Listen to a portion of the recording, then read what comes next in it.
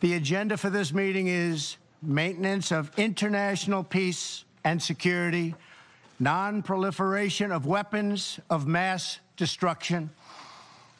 The agenda is hereby adopted.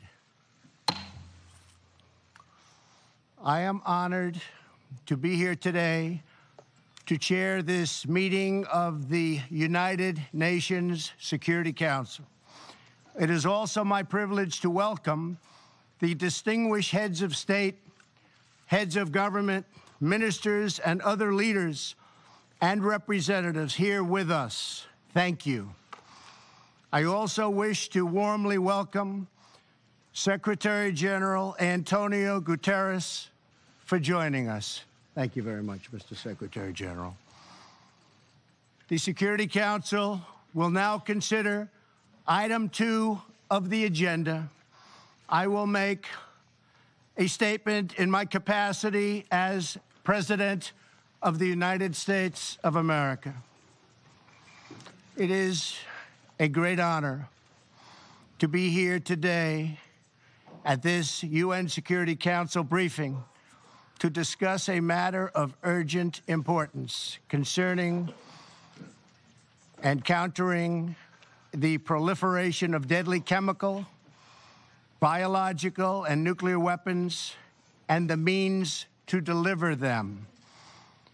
The nations of the world have long recognized that certain weapons are so dangerous and can inflict so much suffering that all of us have a vital interest in preventing their further development, spread, and use. Since my inauguration, the United States has taken bold action to confront these sinister threats.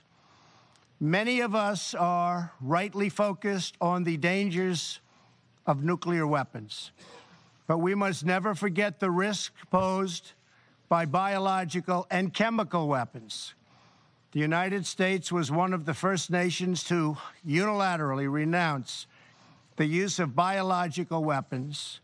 And since World War I, we have led international efforts against the scourge of chemical warfare. Most recently in Syria, we have twice imposed severe consequences on the Assad regime for using chemical weapons against innocent civilians.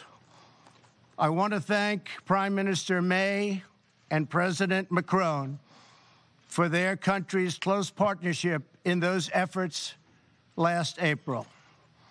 The Syrian regime's butchery is enabled by Russia and Iran.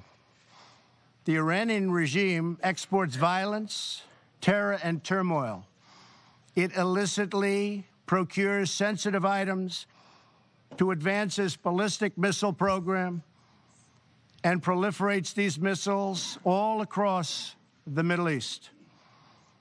The regime is the world's leading sponsor of terror and fuels conflict across the region and far beyond. A regime with this track record must never be allowed to possess a nuclear weapon. For this reason, I announced earlier this year that the United States would withdraw from the Iran nuclear deal. This horrible one-sided deal allowed Iran to continue its path towards a bomb and gave the regime a cash lifeline when they needed it the most. They were in big, big trouble. They needed cash. We gave it to them. In the years since the deal was signed, Iran's aggression only increased. The regime used new funds from the deal to support terrorism, build nuclear-capable missiles, and foment chaos. Following America's withdrawal, the United States began reimposing nuclear-related sanctions on Iran. All U.S. nuclear-related sanctions will be in full force by early November. They will be in full force. After that, the United States will pursue additional sanctions, tougher than ever before, to counter the entire range of Iran's malign conduct. Any individual or entity who fails to comply with these sanctions will face severe consequences. I ask all members of the Security Council to work with the United States to ensure the Iranian regime changes its behavior and never acquires a nuclear bomb.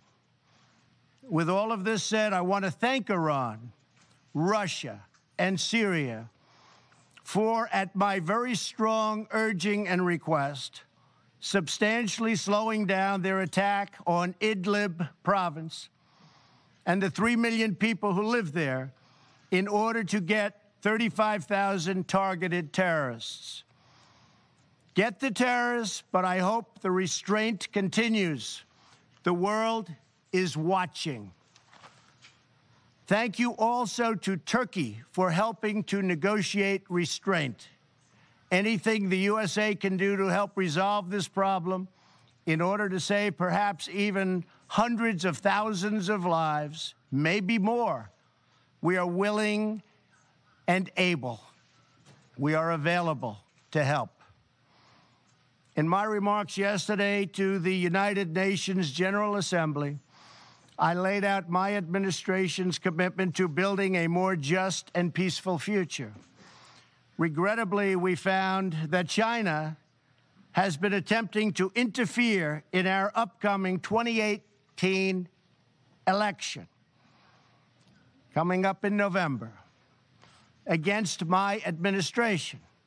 They do not want me or us to win because I am the first president ever to challenge China on trade.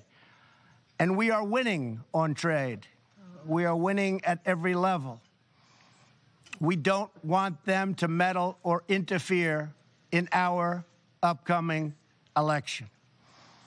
As I also mentioned yesterday, we have seen the results of historic efforts to open new pathways to peace on the North Korean Peninsula,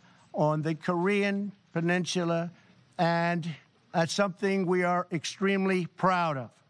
I am pleased to say that North Korea has not conducted a missile test since last November. It has not conducted a nuclear test since last September. And the hostages have been returned to us, and very importantly, the remains of American heroes are now returning home. In June, I held a historic summit with Chairman Kim Jong-un in Singapore, where he reaffirmed his commitment to complete denuclearization.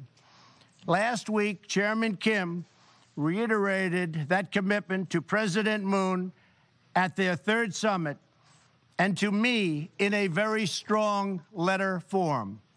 I think we will make a deal.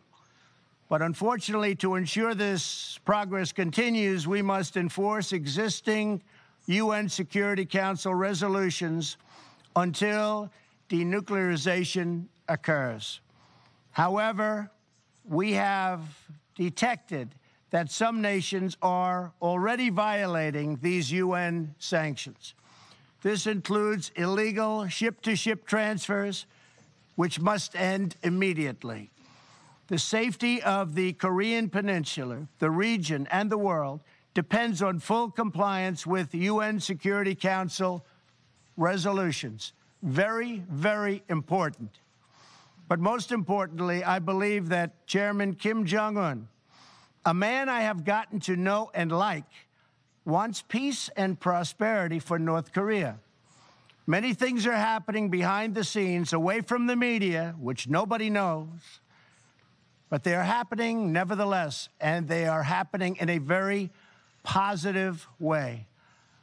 So I think you will have some very good news coming from North Korea in the coming months and years.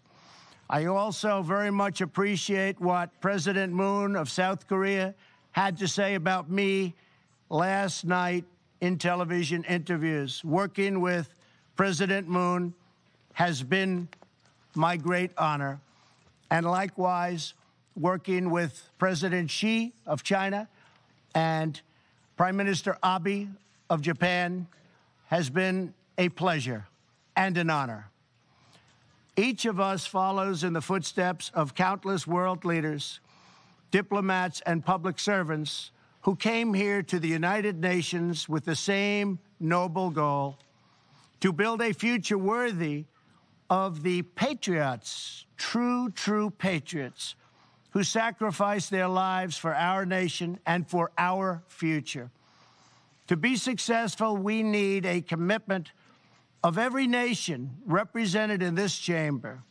Acting together, we can replace the horrors of war with the blessings of safety and the beautiful promise of peace.